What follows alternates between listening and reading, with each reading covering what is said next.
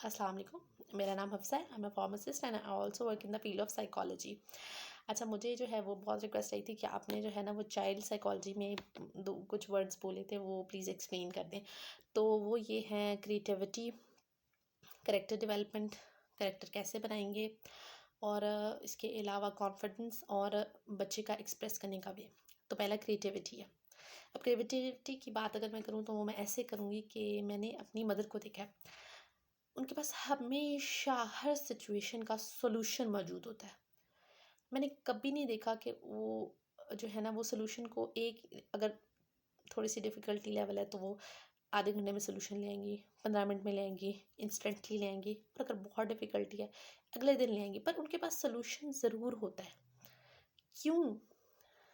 सारी इसकी गेम है, माइंड गेम है। क्यों? उन्होंने अपने माइंड को उसको टाइम वेस्ट नहीं करना। मैंने उसको मेंटली तौर पे लेकर चलना, और मैंने उसका सॉल्यूशन निकाला, और वाक़ई she always has a solution. तो पहले तो मुझे यही लगता था ये कैसे है, लेकिन now I know because the way of thinking की बात है कि उन्होंने अपना थिंकिंग पैटर्न एक जो है वो बनाया हुआ है, और उनका ब्रेन उसी थिंकिंग पे हमेशा चलता है। ये होती है क्रिएटिविटी में। आपको मैं बताना चाहूँगी कि जैसे एक छोटा बच्चा है, फॉर एग्जांपल अगर कभी खुदा ना खास्ता गॉड फॉरबिड बंद हो जाता है रूम में, तो उसको पता हो कि उसने क्या करना है। उसने सिर्फ रोते नहीं रहना, स्क्रीम नहीं करते रहना। क्या ऑप्शन है उसके पास? डोर को नॉक कर सकता है, डोर के नीचे से कागज़ फेंक सकता है, कीज़ ढूंढ सकता है। ठीक है, तो यानी कि आपने उसको सोल्यूशंस बताए हैं, आपने उसको क्रिएटिव माइंड किया हो कि किसी भी अननोन सिचुएशन में अगर बच्चा जाता है तो बच्चा अपने आप को कोशिश करे कि किस तरह से उसको ओवरकम कर सकता है। तो ये क्रिएटिव बिल्डिंग से पहले मैं बताना चाहूँगी कि कैरेक्टर इटसेल्फ क्या होता है। कैरेक्टर ये होता है कि बच्चा वही परफॉर्म करे सबके सामने, और वैसा ही हो जैसा वो अकेले में होता है। यानी कि जो बच्चे की आदत अकेले में होने में, जब उसको कोई नहीं देख रहा, वही आदत बच्चे की तब है जब उसको सब देख रहे हैं, या जब वो सब में मौजूद है। यानी कि बच्चे को आपसे ज़्यादा अल्लाह का डर हो, उसमें फ़ियर से ज़्यादा अपने रब के लिए मोहब्बत हो, कनेक्शन हो, उसको पता हो कि पेरेंट्स नहीं भी हैं, तो if they knew they will feel bad, और if they knew they will feel happy. तो वो अपनी बाउंड्रीज़ को जानता हो। कैरेक्टर बिल्डिंग बहुत ज़रूरी है। क्यों?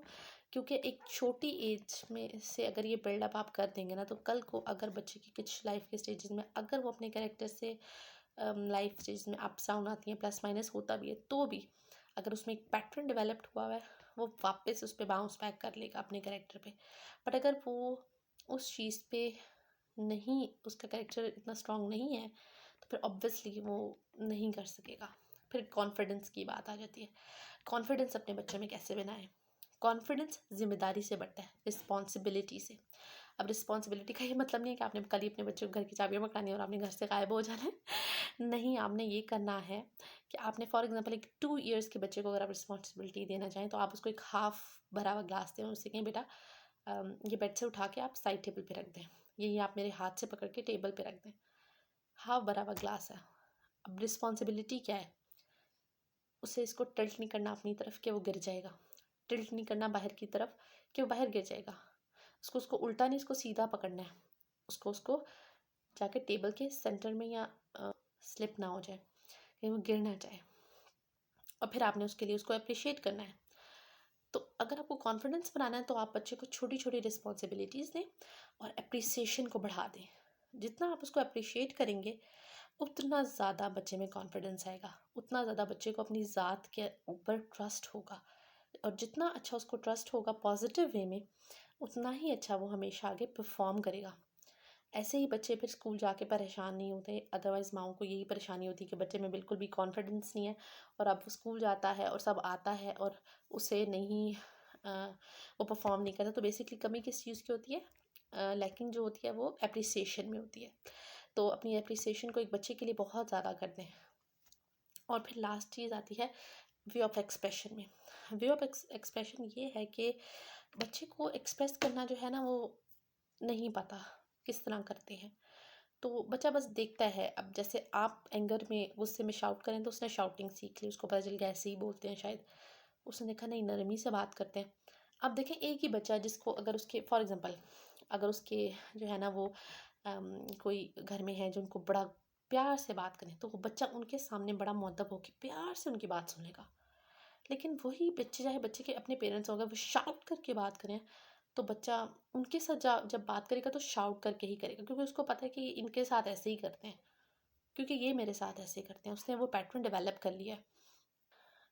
बच्चे को वे ऑफ एक्सप्रेशन आपने सिखाना है कि कोई भी बात हो तो वो रो के चीख के चिल्ला के अपने आप को मार के हिट करके दूसरे को नुकसान पहुंचा के अपने आप को नुकसान ना पहुंचा के तो अपने बाल खींचना ये वो सब नहीं करे, बल्कि अपनी बात को डिस्कशन के ज़रिए वर्बली बता सके। और अगर वर्बली तो से भी ज़्यादा अच्छा है कि वो राइट करके आपको बता सके। मतलब तो बच्चे को आदत डालें कि वो एक नाइट टाइम जर्नल लिखे, 5 लाइन्स या 5 वर्ड्स ओनली, उर्दू में इंग्लिश में जो भी वो बेहतर समझे, या आप उसके लिए लिख दें। आप उसको सिर्फ कहें कि आप मुझे बताओ, तक ताकि आप में एक डिस्कशन एक कम्युनिकेशन हो, और ये जो वे ऑफ एक्सप्रेशन है वो पॉजिटिव हो और बेहतर तौर पे लिया जा सके।